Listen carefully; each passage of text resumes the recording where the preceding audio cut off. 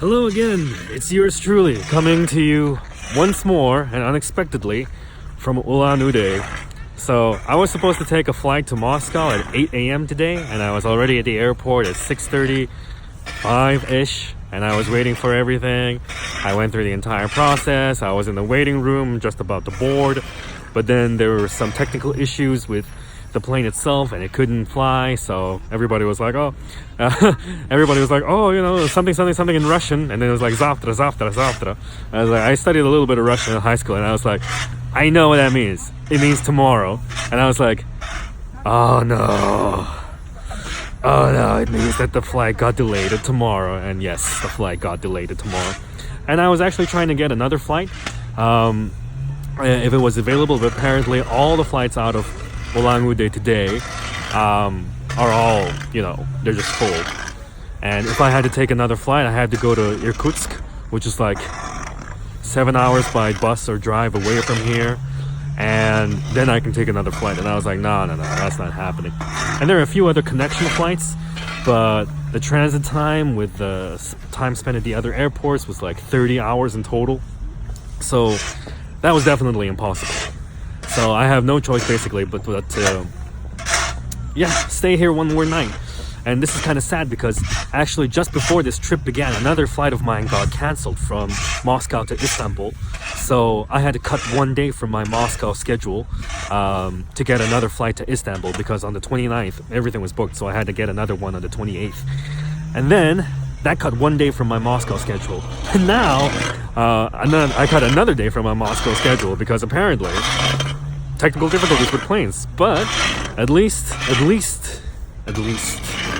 this gives me the opportunity to appreciate this beautiful creature in my background. Can you see it?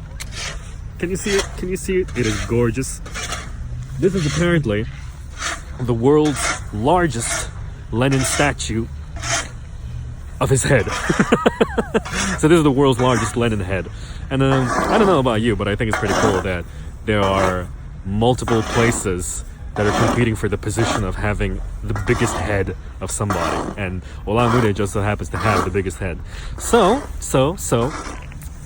some history, right? Because after all, this is a historical themed trip, and tomorrow I was actually today I was hoping to do this video at Red Square, outside the Lenin Mausoleum, but since we can't do that right now, this will have to suffice this beautiful creature over here. So a brief history about Lenin. Now, to understand Lenin, you have to understand a little bit about the Russian Empire. So the Russian Empire existed for almost 200 years before the October Revolution and the communist takeover and the establishment of the Soviet Union. And Imperial Russia was infamous as a place with a huge population in Europe. By far, it was the most populous country in Europe, with over 100 million, with around, let's say, 100 million people. But it was also notorious for having incredible poverty. And there were a lot of people, who were working on the land. They were basically slaves. They were called serfs, but they were basically slaves. Like, they couldn't leave the land and they had to work for their landlords all the time. Before the birth of Lenin, actually, serfdom was banned. It was officially outlawed across the country, but practically nothing really changed. Serfdom was still in effect, practically. And with the Industrial Revolution, there were a lot more factories that were being built, and the factories were even a worse working environment for the average Russian citizen, because it was a lot harsher than just the agricultural farms. And Russia at that time actually had the lowest wages in anywhere in Europe. So you can see that there's a lot of poor people, and they're working very, very hard, and they're not being treated properly by that. And Lenin himself, actually, and for the political side, Russia at that time was an absolute monarchy, so it was ruled by the Tsar, and that guy had all the power in the country. So lots of poor people, very strict social condition, and also a very powerful government. And in that condition, Lenin was born. His real name is his real last name, at least, is Ulyanov, and Lenin is a name that he chose later after he became a communist. So when he was a kid, actually he was actually from a very rich family. He was very wealthy, But his brother was actually involved in anti-government activities. Basically, he didn't like the government of the Tsar, and he wanted to do something about it, but he was eventually caught and executed. So this was, a huge shock to Lenin's life when he was a little child. So he started to work in a lot of anti-Tsarist activities as well. He got kicked out of school because he was involved in all this political stuff. And eventually, he was even exiled to other places in Russia. He was exiled to one place called Shushinskoye, where he met his wife.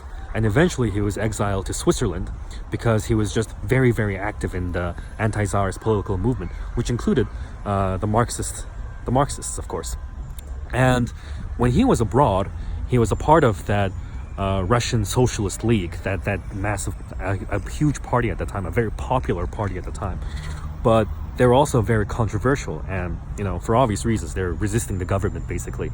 And eventually, that party split in two because of ideological differences. Lenin and his group of people were more radical. They wanted more radical changes in Russia, while a smaller group of people, they wanted more moderate, more conservative changes. So those smaller groups of people were called the Mensheviks, and the greater group of people were called the Bolsheviks. The Bolsheviks meaning the majority. And eventually, in 1905, Russia lost a war to Japan, and this was a huge shock to the world. For a European power to lose to anything other, especially an Asian power, was unheard of. So, and with the social conditions that existed at the time, there was an attempt at a revolution in 1905, but it failed. It was brutally crushed. But the Tsar decided to institute something called a State Duma. It was basically a parliament for the first time in Russian history, but the Tsar still held power. It was basically a sham. And then the conditions continued until World War I. And in World War I, things got really, really serious. The German attack on Russia was incredibly fierce. Millions of people died from starvation, malnutrition, war, civilian casualties, all that kind of stuff. And the war itself was incredibly unpopular in Russia. And actually, there was something called the February Revolution in 1917. That was before the October Revolution. And that was the revolution that actually overthrew the monarchy. So it wasn't the communists that overthrew the monarchy. It was actually some other dudes. And they established something called the Provisional Government, led by a man called Alexander Kerensky.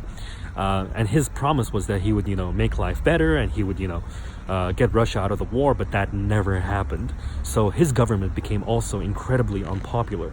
And it was at that time that Lenin came back to Russia. He was actually sent, and this is actually true, he was sent back by Germany to Russia because Germany wanted to have people like Lenin, destabilizing the country. But while Lenin was sent by the Germans to destabilize Russia, there were actual reasons for him to do that. People were starving, people were dying, and the government wasn't doing anything about that. So eventually there was a revolt, an uprising called the July Days. That was an expression of the popular anger that existed at that time. So eventually in October, or nowadays it's November, at that time the calendar was a bit screwed, the communists overthrew the provisional government and established the Russian Federated Soviet Republic. So, and it was a bloodless coup, or at least as bloodless as it could be. But because of that, the entire country just went into chaos. There was multiple governments being changed, and there were people still loyal to the Tsar. The Tsar was still alive at that time. There were people loyal to the Tsar, there was people loyal to the provisional government, there were people loyal to the communists, and all of these guys began a civil war called the Russian Civil War, where also millions of people died. And at that time, the Soviet government, the Russian Soviet government, actually also had a war with Poland because Poland was, interestingly, expanding its territory into Russia. So the Soviets actually fought back against that, kind of successfully, kind of unsuccessfully. Either way, they were able to make a peace deal out of it. And the Soviets actually negotiated the end of World War I for Russia. So they had to give a huge amount of land. They had to give a lot of their influence up to the Germans. But at least the war was finished. So the Soviets could now focus on the Russian Civil War, as well as numerous uprisings that were happening at that time. Peasant uprisings, famines, droughts. It was a very chaotic time period. Like if you had to go back in time to history, you do not want to go back to 1918 Russia, because that is a hard time to live in. And Lenin was, of course, in charge of the Soviets, of the Russian Federated Soviet Republic, and eventually Russia, Belarus, and Ukraine combined together to become the Soviet Union. And during Lenin's reign, as the head of the Soviet Union, there were multiple purges that were organized against enemies of the Soviets, against people who were rebelling against the whites, not like white people, the people loyal to the empire, the Russian emperor. And the imperial Russian family was wiped out completely. Everybody was killed. The stories about Anastasia surviving isn't true. She died as well. And because they didn't want anybody to be able to say, oh, I'm supposed to be the emperor of Russia, and then they can get foreign support, and then they'll have a coup d'etat. They didn't want that mess. They wanted to finish everything. And that was how things were going until 1924, which is when Lenin died. And as we know, after that, Stalin took over, and Stalin instituted like one of the most notorious or most infamous or most famous, let's say, totalitarian dictatorships in history. It was actually originally not Lenin's plan to have Stalin become his successor. He was actually wanting to warn the other party members against Stalin, but Stalin was quick and clever, so he took power after Lenin died. And that is very in brief the story of the person that we have over there. And he is definitely one of the most influential figures of the 20th century, for sure. And I'm pretty sure he'll be considered one of the most influential leaders in the future. He created his own brand of philosophy called Leninism, and established the Soviet Union, which was pretty cool. But he also instituted a lot of purges, which a lot of people would say is necessary from a state security perspective, but from a human rights perspective, it was definitely terrible. So that's something you have to decide on your own, which is bad, which is good. Eventually, the Soviet Union was under Stalin and had a very interesting history after that. So that is a brief history of Lenin. Tomorrow, I'll hope to be in Red Square, and we'll continue with the story of Stalin. And I hope to see you then. Take care.